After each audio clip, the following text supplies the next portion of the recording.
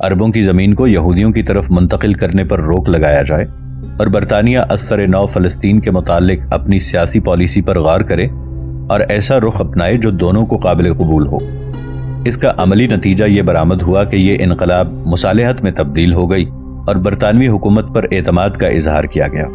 برطانوی حکومت اس طرح کے موقعوں پر 20 سے بھی زائد تحقیقاتی کمیشن تشکیل دیے۔ ان کمیشنوں کا کام مسئلہ فلسطین کی تحقیق کرنا، وہاں کے باشندوں کی شکایات کی روشنی میں ان کی پریشانیوں کو دور کرنے کے ضمن میں اپنی سفارشات پیش کرنا اور مزید فسادات کو روکنے کے لیے ضروری اقدامات کی طرف نشاندہی کرنا تھا۔ اس طرح کی تحقیقاتی کمیشنوں میں سر والٹر شو کمیشن، سر جان ہیوبسمن، لالس فریش کمیشن، ایسے کمیشن اہم تھے۔ ان تمام کمیشنوں نے اپنی رپورٹوں میں عربوں کی شکایات کو بجا ٹھہرایا ہے اور ان کو بنیادی حقوق سے محروم کیے جانے کا اعتراف کیا ہے، اور حکومت برطانیہ کو ان کی شکایات دور کرنے کے سلسلے میں ضروری تدابیر اختیار کرنے کا مشورہ دیا ہے۔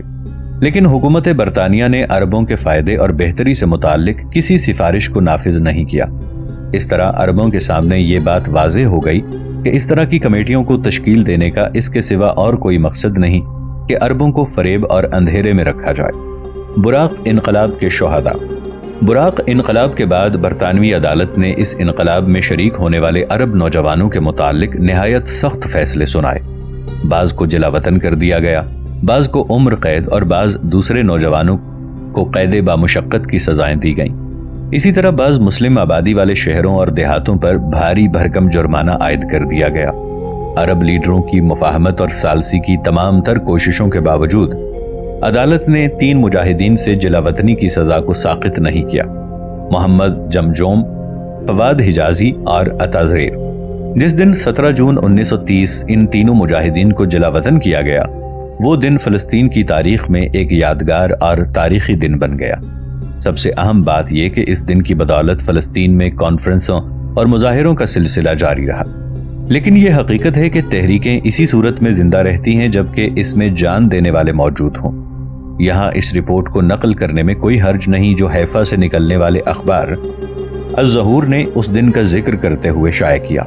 فلسطین نے اپنے سابقہ ادوار میں 17 جون سے زیادہ منحوس اور ہولناک دن نہیں دیکھا۔ مساجد سے مؤذنوں کی اذانیں بلند ہوئیں تاکہ اللہ تعالیٰ اپنے بندوں پر رحم فرمائے۔ گرجا گھروں میں ماتمی گھنٹیاں بجنے لگیں، عورتوں میں چیخ پکار مچ گئی۔ مسجدوں اور دیگر عبادت گاہوں میں جمع افراد کی آنکھوں سے زار و قطار آنسو جاری ہو گئے۔ عوام کی زبان پر یہ شعر جاری ہو گئے: یا ظلام السجن خیم انت نحو الظلام لیس بعد السجن الا فجر بدر یتسامی۔ موت کی خوفناکی نے ڈیرا ڈال لیا، حالات سنگین ہو گئے، فوجوں کی چلت پھرت تیز ہو گئی، توپیں تیار ہو گئیں، تلواریں بے نیام ہو گئیں۔ حالات پر کنٹرول کرنے کے لیے فضا میں جہازوں کی پرواز تیز ہو گئی۔ بین الاقوامی براق کمیشن۔ شو کمیشن کی سفارشات کو نافذ کرنے کے لیے لندن نے ایک سرکاری براق کمیشن کو روانہ کیا۔ اس کمیشن کو ایک لمبی تحقیق کے بعد مئی 1931 میں برمنگھم محل سے جاری ہونے والے شاہی حکم کے ساتھ بھیجا گیا، جس کا مضمون یہ تھا: مسلمانوں کو مغربی دیوار کی ملکیت واپس کر دی جائے، وہی اس کے اصل حقدار ہیں کیونکہ یہ دیوار اسی حرم شریف کے صحن کا ایک حصہ ہے جو اسلامی اوقاف کی ملکیت ہے۔ اس دیوار کے سامنے کی زمین اور اس دیوار کے سامنے مغرب میں واقع محلہ ہارا کے سامنے کی زمین بھی مسلمانوں کو واپس کر دی جائے، کیونکہ اسلام کے شرعی احکام کے مطابق یہ علاقے خیر و بھلائی کے کاموں کے لیے وقف ہیں۔ جس طرح مسلمانوں کی اس کی ملکیت کا حق دیا گیا ہے، اسی طرح برطانیہ کے بادشاہ، اس کے ورثاء اور اس کے جانشینوں کو اس بات کا پورا حق حاصل ہوگا کہ وہ کسی وقت بھی اس حکم کو منسوخ کر دیں یا اس میں کوئی ترمیم اور تبدیلی کر دیں۔ اس طرح یہودیوں کو بھی بعض ایسے حقوق دیے گئے ہیں جو ان کے لیے نہیں ہیں۔ یہی وجہ ہے کہ مسلمانوں نے اس سرکاری براق کمیشن کی سفارشات کو ماننے سے انکار کر دیا۔ ناظرین، آگے بڑھنے سے پہلے کامنٹ سیکشن میں ہمیں اپنی آراء سے ضرور آگاہ کیجیے گا کہ آپ کو ہماری یہ سیریز کیسی لگ رہی ہے۔ آئندہ آنے والی اقساط سے باخبر رہنے کے لیے ہمارے چینل کو سبسکرائب کر لیں اور ساتھ موجود بیل آئیکن کو ضرور کلک کر لیں۔ شکریہ۔ سن 1930 کا قرطاس ابیض یعنی وائٹ پیپر۔ سن 1929 کے براق انقلاب کے بعد برطانوی حکومت نے اکتوبر 1930 میں ایک اور قرطاس ابیض یعنی وائٹ پیپر جاری کیا جو کہ کتاب بالسفیڈ یعنی وزیر نوآبادیات کے نام سے بھی مشہور ہے۔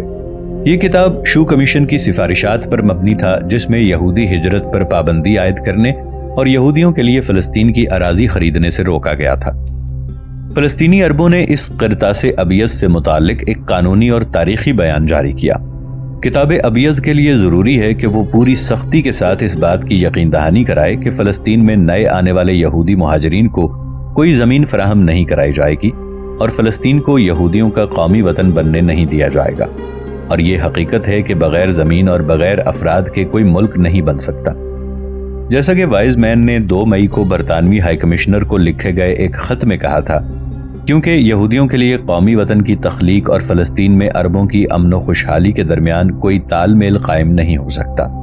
اس کے باوجود عربوں نے کتاب ابیض میں موجود پالیسیوں کا مکمل طور پر انکار نہیں کیا، لیکن ان لوگوں نے اس بات کا اعلان کیا کہ اصول و نصوص کی کوئی خاص اہمیت نہیں، بلکہ زیادہ اہم تو ان کا نفاذ ہے۔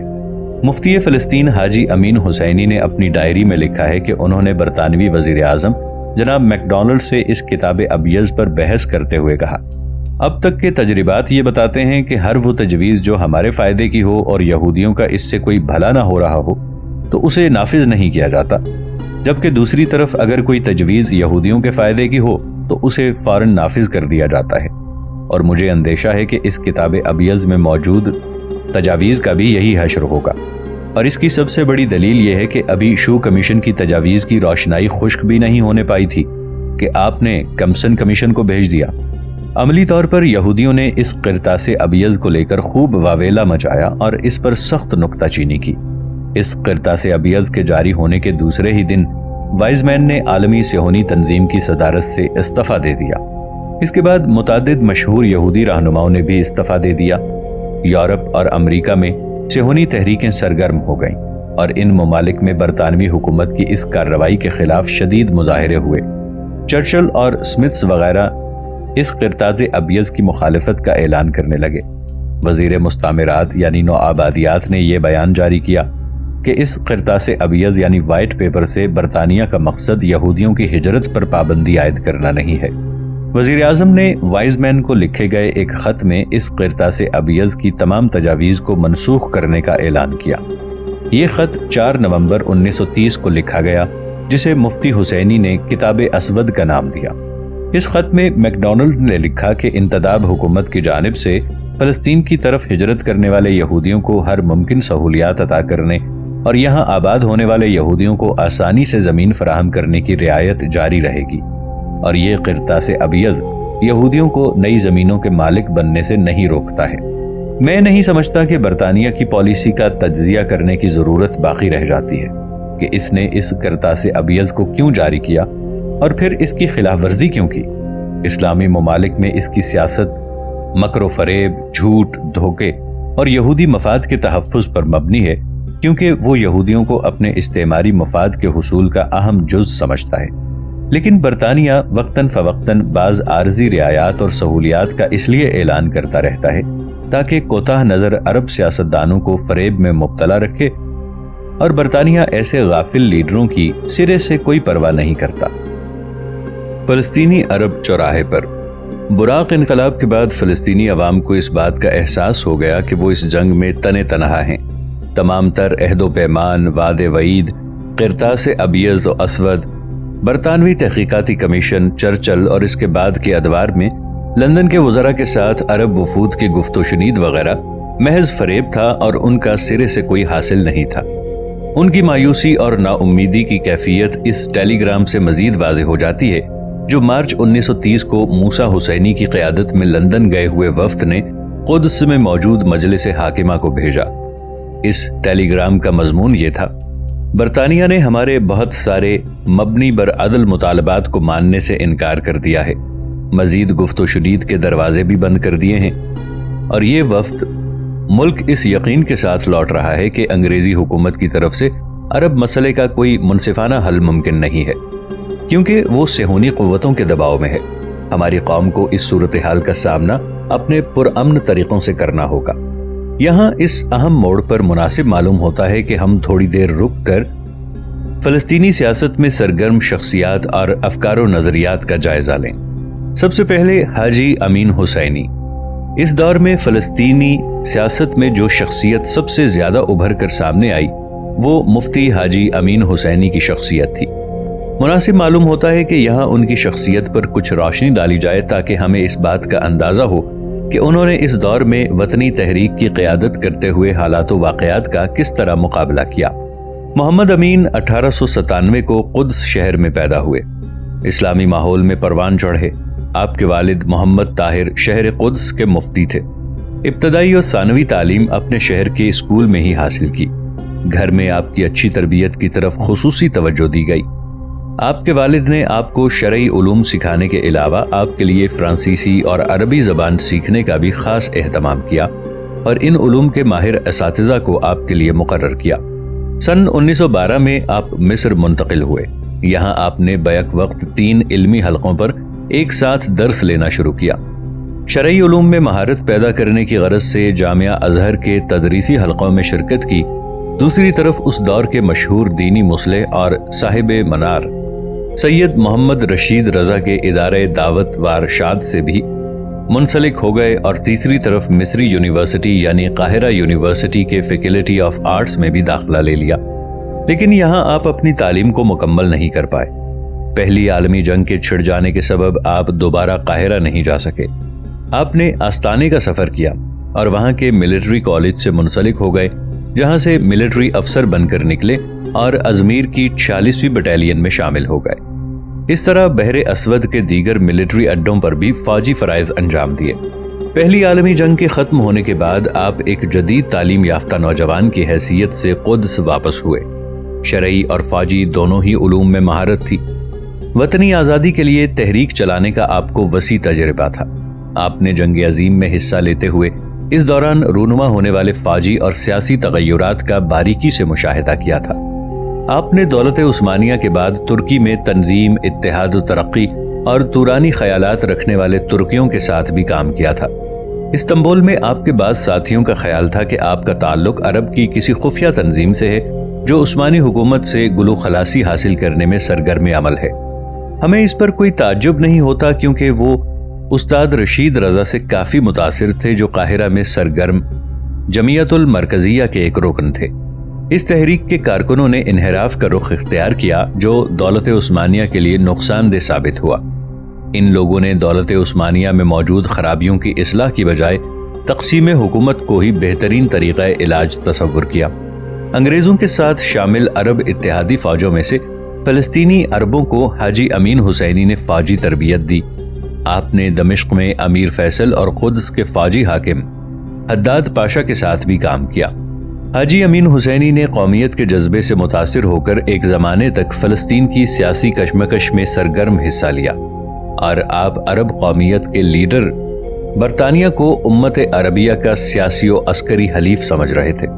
ہم یہاں یہ کہہ سکتے ہیں کہ عرب قومیت کا حامی یہی اسکول، گو کہ اس میں بعض مخلص قائدین بھی شامل تھے، اس انحراف کا ذمہ دار ہے جس کی وجہ سے وطنی تحریکیں انتشار کا شکار ہوئیں۔ 21 مارچ 1921 قدس کے مفتی شیخ کامل حسینی کا انتقال ہو گیا۔ چنانچہ حسینی خاندان آپ کا جانشین تلاش کرنے میں مشغول ہو گیا اور ان لوگوں نے حاجی امین حسینی کو اس عہدے کے لیے سب سے زیادہ لائق اور مناسب سمجھا۔ اس عہدے کے لیے صرف حاجی امین حسینی ہی امیدوار نہیں تھے بلکہ شیخ حسام الدین جار اللہ نے بھی اپنا نام پیش کیا تھا۔ ان دونوں کے علاوہ شیخ خلیل خالدی اور شیخ موسیٰ بدیری بھی اس میدان میں تھے۔ عثمانی قانون کے مطابق قدس کے گورنر کو یہ اختیار ہوتا تھا کہ وہ 3 منتخب شدہ امیدواروں میں سے کسی ایک کو نامزد کر دے۔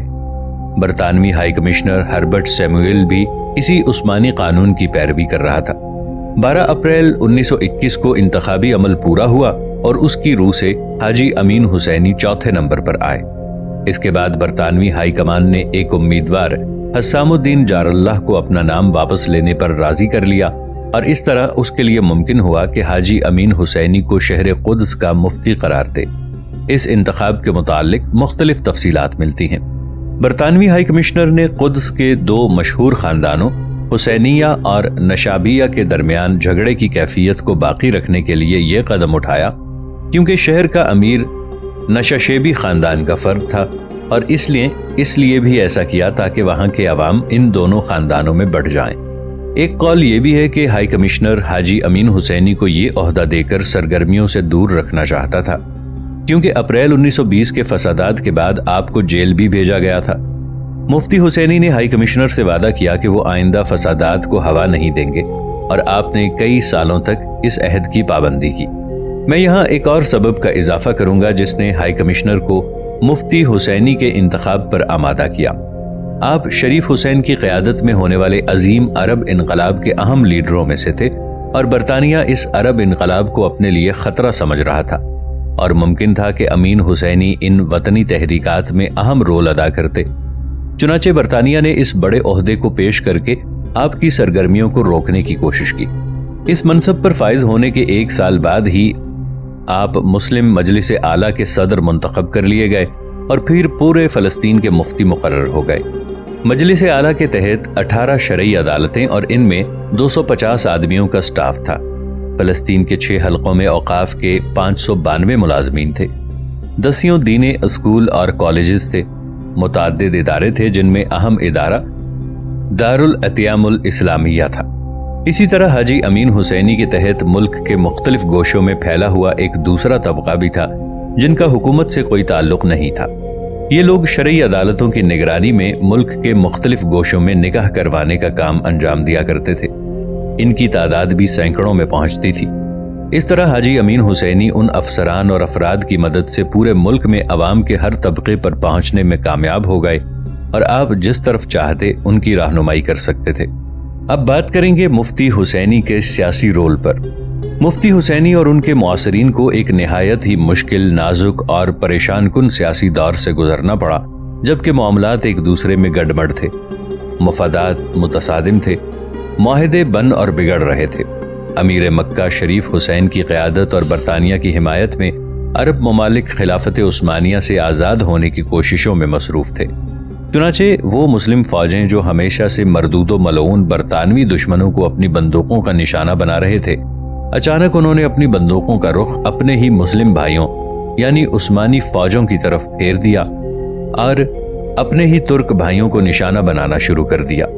اور جب یہ معرکہ آرائی ختم ہو گئی تو اتحادی فوجوں کے کمانڈر جنرل ایلنبی نے اعلان کیا کہ شہر قدس پر غلبہ حاصل کرنے کے لیے صلیبی جنگوں کا آج خاتمہ ہو گیا۔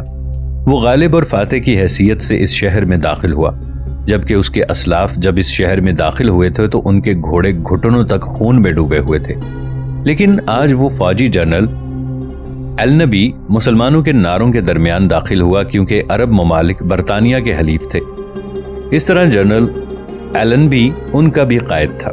لیکن جب ایلنبی نے اپنی تقریر کے آغاز میں صلیبی جنگوں کے ختم ہونے کی بات کہی تو عرب شخصیات اور دیگر قائدین اس محفل جشن سے رخصت ہونے لگے۔ یہ وہ سیاسی حالات تھے جن میں حاجی امین حسینی پروان چڑھے۔ آپ بھی ان عرب قائدین میں سے تھے جنہوں نے عثمانیوں کے خلاف خفیہ سرگرمیوں میں حصہ لیا۔ کسی زمانے میں آپ انگریزوں کے مددگار بھی رہے۔ برطانوی یہودی ہائی کمشنر ہربرٹ سیمیول کا آپ کے انتخاب کے سلسلے میں موجود قانون کی خلاف ورزی کرتے ہوئے آپ کو قدس کا مفتی بنانے کی توجیہ صرف اسی روشنی میں کی جا سکتی ہے۔ ہم یہاں یہ کہہ سکتے ہیں کہ ہمارے ان عرب قائدین کے سامنے صحیح سیاسی صورتحال اس وقت واضح ہوئی جب معاملہ ہاتھ سے نکل چکا تھا اور کینسر نے امت مسلمہ کو موت کے دہانے پر لا کھڑا کیا تھا۔ اسلامی مسیحی جمعیت۔ ایسا کہا جاتا ہے کہ حاجی امین حسینی نے فلسطین میں انتداب حکومت کے دوران پہلی بڑی سیاسی تنظیم والجمعیت الاسلامیہ المسیحیہ کو معرض وجود میں لانے میں اہم رول ادا کیا اور اس کی سرگرمیوں میں بڑھ چڑھ کر حصہ لیا، باوجود کہ آپ کا نام اس تنظیم کے بانیوں یا عہدیداروں کی فہرست میں شامل نہیں تھا۔ لیکن یہ بات بعید از امکان نہیں کہ آپ نے پردے کے پیچھے سے اپنی سرگرمیوں کو جاری رکھا ہو، خاص طور پر اس صورت میں جبکہ اس کے مقاصد اور وطنی تحریک کے مقاصد میں ہم آہنگی تھی، اور مفتی حسینی اس سیاسی تنظیم کے اہم ارکان میں سے تھے۔ انگریزوں نے ہمیشہ اس طرح کی تنظیموں کو بڑھاوا دیا ہے۔